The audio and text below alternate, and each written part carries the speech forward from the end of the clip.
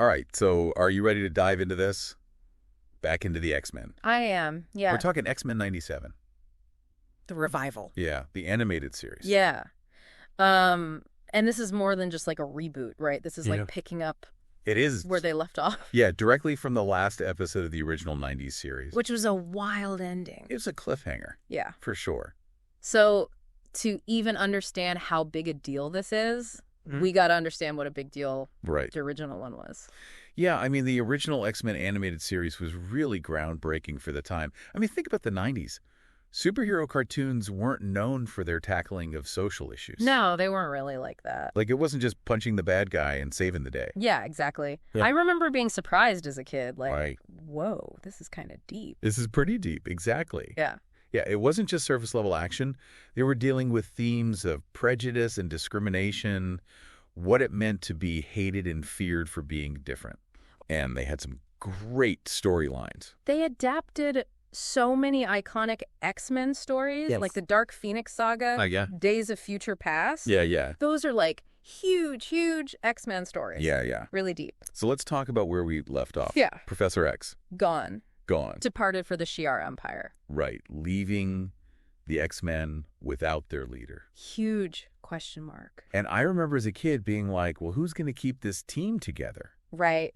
Who's going to lead them? Because it wasn't just that he was a figurehead. Yeah. It's that, he had that big brain. Yes. He could stop a Sentinel attack with a thought. Exactly. He was the glue. He was the calming presence. He was like a moral compass for the team. Yeah. So without him, there's a huge void. They're vulnerable, It's not just about who gives the orders. Right. It's about who helps them control those darker impulses. Right. That Professor X always helped them with. And so it seems like that's where things get really interesting. Okay. The source material mentions Storm and Cyclops kind of stepping up Yeah, stepping up to fill the void. to fill that leadership gap. Mm-hmm. And, I mean, those are two strong personalities. Totally. With very different approaches to leadership. Yeah, Cyclops is, by the book. Yeah, he's all about discipline, strategy. Yeah, like very strategic. Mm-hmm. Storm's more instinctual. Yeah, she's in tune with the emotional current Right. of the team. So how's that going to work? Yeah, so this power vacuum is like a pressure cooker, right? Absolutely. It's not just about keeping the team functioning. It's about them navigating their own personal baggage, their own doubts, insecurities. Plus, they've got the whole world watching them. Waiting for them to screw up. Exactly, to prove that mutants can't be trusted. Right. And then you've got the rest of the team. Right. Wolverine, who's kind of... Oh, he's always a loose cannon. Yeah. Right. You never know what you're going to get with him. Yeah, Jean Grey with, the Phoenix Oh, the Force. Phoenix Force. Yeah, that's a whole other level of power. And Rogue, who's still figuring out how to control her powers. Right. So this is a recipe for So a recipe for disaster. some serious conflict. Yeah. Internally, too. Well, and that's where I think the source material really hints at some compelling character development. Okay. Because remember, these characters, they have complex histories. Yeah. They have deep-seated trauma. We know this from the original series. Oh, yeah. So without Professor X there to guide them, imagine how his absence might trigger those old wounds, force them to confront their vulnerabilities. That's really interesting. Yeah. And then on top of that, you got the external threats. Yeah. And the source material mentions some familiar faces returning. Oh, yeah.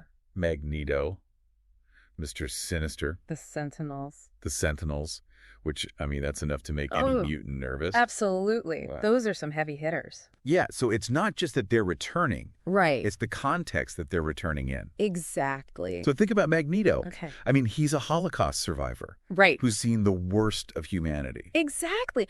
Imagine that, being a Holocaust survivor and witnessing that same hatred and fear directed at mutants. Right. So, I mean, that's his driving force. Yeah. He wants to protect mutant kind.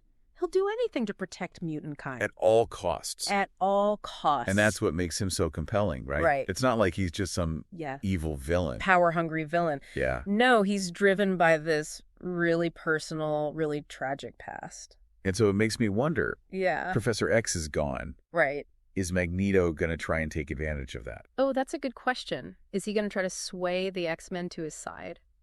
Yeah.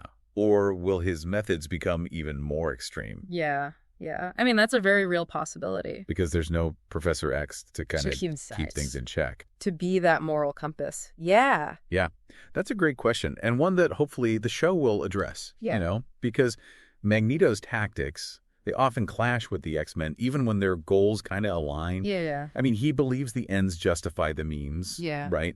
Whereas the X-Men, under Professor X's guidance at least, have always tried to take the higher road. Yeah, it's that clash of ideologies, right? Yes. Like the pragmatism versus the idealism. Exactly. And it makes their confrontation so fascinating. Right. Because they're constantly pushing each other to re-examine their beliefs. Yeah. Yeah. And it's not just Magneto. Right. I mean, Mr. Sinister, he's all about manipulating mutants for his own twisted experiments. Right. And then the Sentinels represent this, like, relentless force of prejudice and fear. Yeah. Just always hunting. Always hunting. Always threatening. Yeah.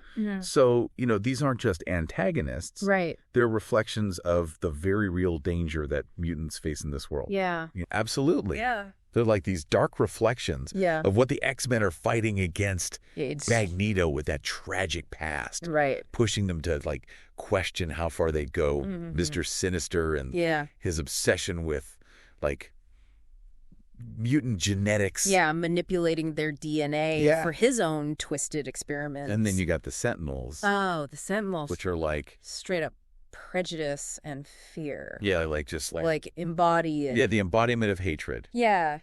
And, I mean, this is something people can relate to, right? No, absolutely. Think about a time when you were judged for being different. Right. It could be anything. Like what you wear, your beliefs, your interests. It's that feeling of not belonging. Yeah, that sting of rejection. Yeah, and that's the X-Men's daily life. Yeah, it is. Yeah. It's like they're always the outsider. Yeah. And that's what makes their story so powerful. Right. They're tapping into something universal, that human need to be accepted. Yeah, to belong. And especially now.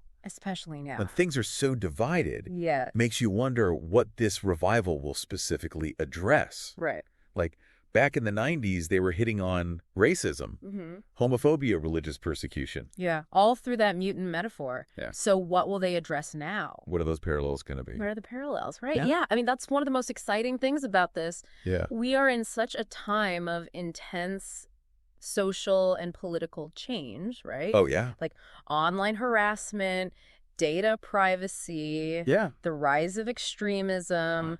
These are all themes that could very easily be explored through the X-Men. Oh, absolutely. Yeah. Like, they're like built for this. Yeah. They're not just fighting bad guys. Right. They're fighting for the right to just exist. Yeah, to be accepted for who they are. Yeah. And that resonates way beyond comic books, right? Way beyond, yeah. Yeah. Absolutely. And then you've got the internal team stuff, too. Right.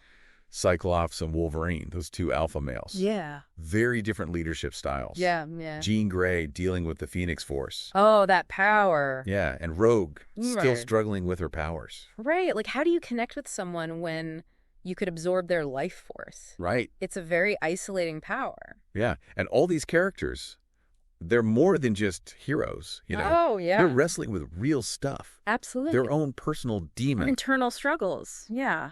Which, I mean, we've all been there, right? Oh, for sure. Like, who hasn't felt pressure? Yeah. Whether it's leading something. Weight of expectation. Yeah, or just dealing with your own insecurities. Those voices of self-doubt. Yeah. Yeah. And the X-Men remind us that even heroes, they have flaws. Yeah. Even people with extraordinary powers. They face ordinary challenges. Right. Yeah. But, I mean, part of the reason everyone's excited for this is the nostalgia. Oh, absolutely.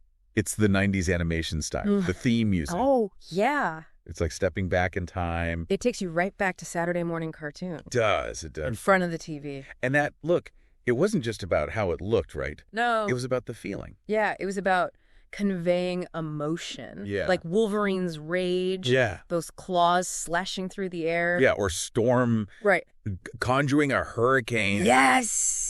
It had this energy. A dynamic energy. Yeah, that live action doesn't always capture. Couldn't quite capture, yeah. And the music. Oh, the music. Dude, the theme song. This instant nostalgia. Oh, yeah. Like you're right back there. The horns, the soaring strings. It's like a call to adventure. A reminder that even in the face of darkness, there's hope. There's hope. Yeah. And that's what the X-Men are about, right? It is that hope that even in a world filled with prejudice and fear, there's always a possibility of acceptance and unity. Yeah. A better future. A better future. Yeah. They show us that even when you're the outcast, the one that's feared, the one that's different, you can find strength. You can find strength in who you are. In your connection to others. Yeah. Your belief that things can change. Yeah, it's not just about being a team of superheroes. Right. They're like a symbol of resilience. Yeah, a testament to the power of hope. Yeah, the enduring human spirit. Absolutely. It's kind of wild, though, right? We're talking about these, like, symbols of hope. Yeah. But their world is, like, really messed up. It's pretty bleak. Yeah, like they're constantly dealing with threats, prejudice, even betrayal. Yeah, yeah. It makes me wonder how they keep going. Yeah, I mean, it's true. Yeah. They don't have it easy. Not at all. They're fighting for a world that often rejects them. Yeah. Facing enemies that want to eliminate them. Straight up wipe them out. Yeah, but I think their strength comes from that unity. Yeah. That shared sense of purpose. That understanding that they're not alone in this fight. Right. They have each other. Exactly. It's like a family, right? It is. And even when they disagree, when they fight, they still have each other's backs. Absolutely. It's powerful. It is. Especially now. All right. When it's so easy to feel alone. Yeah. Isolated. Yeah. Disconnected. And it's not just about, like, supporting each other. Right. It's about our differences. Yeah. Yeah, each X-Man brings something unique to the table. Totally. A different perspective, different skills. Yeah. It's that diversity, that embrace of individuality. It makes them like a force. Yeah, a formidable force. You can't ignore them. That's what makes them so interesting, right? Right. They're not like just typical heroes. Yeah, no cookie cutter heroes here. Yeah, it's like a bunch of different people. Complex personalities, conflicting motivation. Yeah. Struggles. And it's those struggles that make the victories that much better. More earned. Yeah. And the losses more heartbreaking. And they look cool, too. Oh, yeah. Like visually. Yeah, visually they're very diverse. You know, you've got Wolverine, this feral intensity. Yeah. Storm, she's got this regal elegance. They represent this whole spectrum of personalities and looks. Yeah, it's like defy categorization. Celebrating individuality. Yeah, a testament to the beauty of difference. Yeah, I love it. And I'm like really curious. Yeah. How are they going to bring that to life? Yeah. You know, the original series. It did such a good job with showing like their powers. Capturing that raw power. Yeah. The kinetic force of those battles. Yeah, and it seems like the creators know that. Oh, they know it. Like they're aware of that legacy. Yeah, they're sticking with that 90s style, but like enhancing it. Yeah, like modernizing it a little. Yeah, with technology. Yeah. Which, I mean, it's tricky. It is. But it could be great. It could be something really special. Yeah. Something that honors the past but pushes the boundaries. Like taking a childhood memory. Yeah. And like cleaning it up a bit. Polishing it up. Yeah, without like... But not erasing the charm. Yeah, exactly. Yeah. We can't talk X-Men 97. Right. Without talking about like...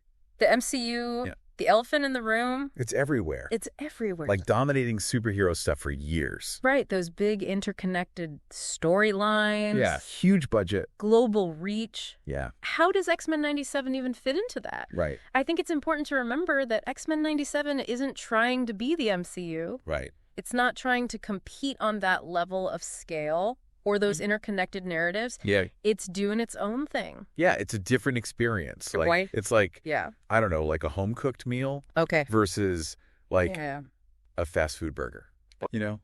Both can be good. Yeah, both satisfying in different ways. But they're just different shit. Different experiences. Yeah. X-Men 97 is more about like slowing down, yeah, savoring the character moments, yeah, exploring the themes, like really taking the time with nuance and depth. Like it's about those intimate moments, those conversations, yeah, that reveal their humanity. It's what makes them relatable, right? Yeah, absolutely. And as we wrap this up, okay, there's so much to be excited about. I think so. We got returning characters, those great storylines continuing. Yeah, and exploring those themes. Yeah, like prejudice and acceptance. Hope. In a fresh and relevant way. And it's not just about the past, right? It's about the future, too. Yeah. It's about how these characters, these stories, can inspire us to be better, to fight for a more just world, to embrace differences and celebrate our shared humanity. It's always relevant, No matter what. No matter what. So as we wait for this to premiere, let's keep talking about this stuff. Let's keep exploring these themes. And let's keep believing in the power of stories. Absolutely. So thanks for joining us for this deep dive. Yeah, thanks for having me. We'll be back soon with another topic. Until then, keep diving deep.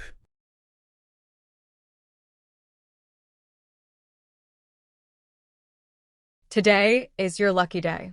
Today is the day that our $3 website works for you, paying you directly to your PayPal daily. Imagine $3 ongoing continuous payments to your PayPal account. Imagine falling asleep and waking up to $300 in your PayPal account. How would this make you feel? How could this help you? What bills could you pay? What kind of fun could you have? What does that retirement look like now? All for a one-time payment of $3. This website is DFY done for you, fully built and completely hosted, and never stops collecting payments for you. You have spent $3 on coffee on a regular, but that coffee won't help you create multiple streams of income. Click the link below.